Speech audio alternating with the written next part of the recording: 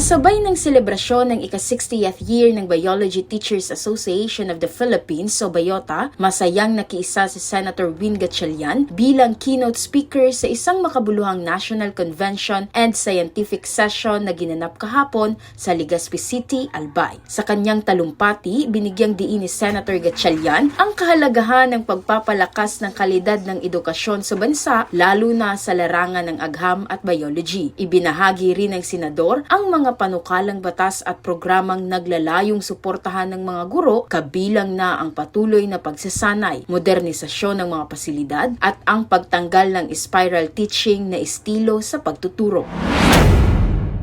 Well, two things, no? Unang-una, inaayos ng senior high school ngayon, sinisimplehan na at hindi na katulad dati na napakadaming strand, napakadaming track.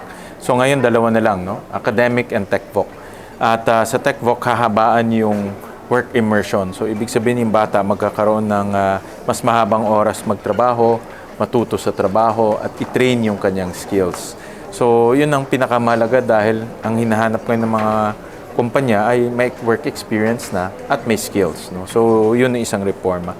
At pangalawa, tinutulak ko yung pagbabawas ng college from 4 years to 3 years. Kasi narinig naman natin kanina, they all agree, na yung general education subjects, 2 years na sa college.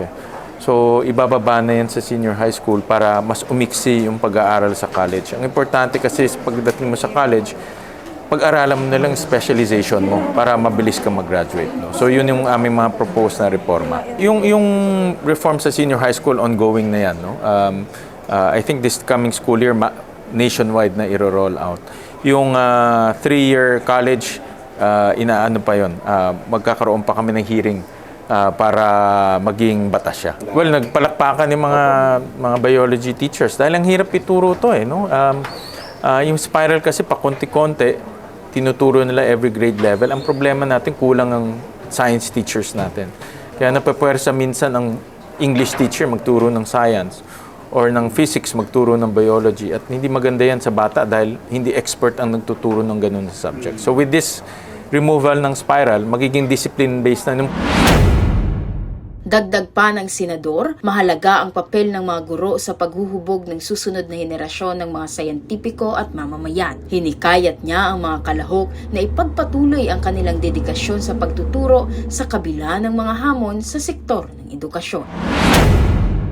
Actually, for this 2026 budget, may 7 billion na inallocate sa lahat ng ating mga state universities, all 115 state universities, para madagdagan yung classroom nila. No? So dito sa Bicol University, may inallocate na pondo dito para madagdagan ng classroom. Dahil hindi sapat libre yung tuition. Libre nga yung tuition, wala ka namang classroom.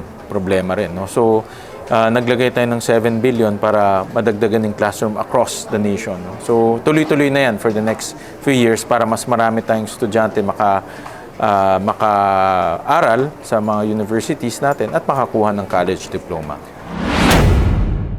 Dinaluhan ng daang-daang biology teachers at mag-aaral mula sa iba't ibang paaralan ng bansa ang naturang pagtitipon na nagsilbing plataporma para sa pagpapalitan ng kaalaman, pananaliksik at mga makabagong pamamaraan sa pagtuturo ng agham. Ang taunang convention ay layuning paigtingin ang ugnayan ng mga guro at palawakin ang kanilang kaalaman sa larangan ng biology at iba pang kaugnay na disiplina.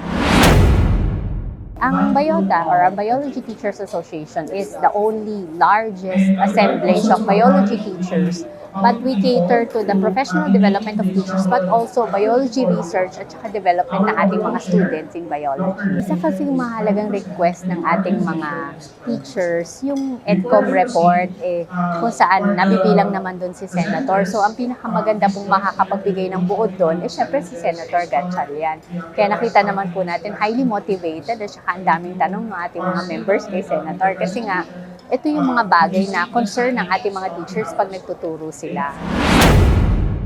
Hindi rin maitago ng ilang mga mag-aaral at presenter na dumalo sa National Convention ang kanilang galak sa presensya at kaalaman na ibinahagi ng senador kung saan nagbigay sa kanila ng napakalaking motibasyon lalo na sa pagpapatuloy ng kanilang kurso sa agham at biology.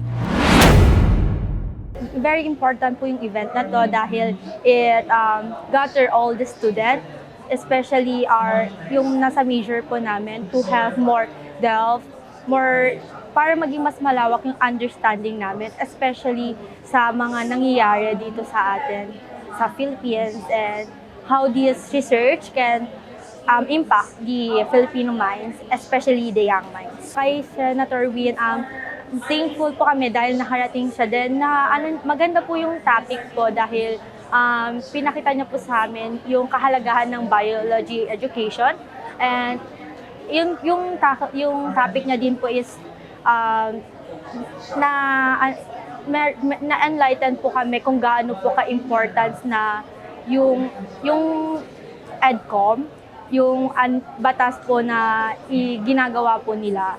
Especially po sa amin na dapat po namin maintindihan kung bakit dapat po mahalagang pag-aralan and dapat na paigtingin yung biology and mas hindi na po paulit-ulit yung mga general education na pag-aaralan pa sa college. So yung Biota po, I think it's a very great opportunity po to help our biology teachers po reinforce their curriculum and systems po for better biology teaching po in the Philippines itself po. So kami po mga nag-represent po, all of our aims is to help them po have an idea and contribute to their pedagogy improvements po. To be honest po, taga Valenzuela po ako and I am a Balmasay graduate po from junior high to senior high. So ever since po, I've known the Senator Win Gatchalian and the other mayors po namin na sumunod po sa kanya, and masasabi ko po na Senator Win po is very education-centered po talaga siya. So, napaka-important po na he was here to help us have an idea po of what's going on with the Congress po in relationship with the education. And yung makita niya po yung mga posters and researches po, especially po sa amin na we are aiming to help public health po. So, we are aiming to help government po. So, maganda po na nandito siya para magka-idea po siya sa kung paano makatulong po yung research po in education po natin.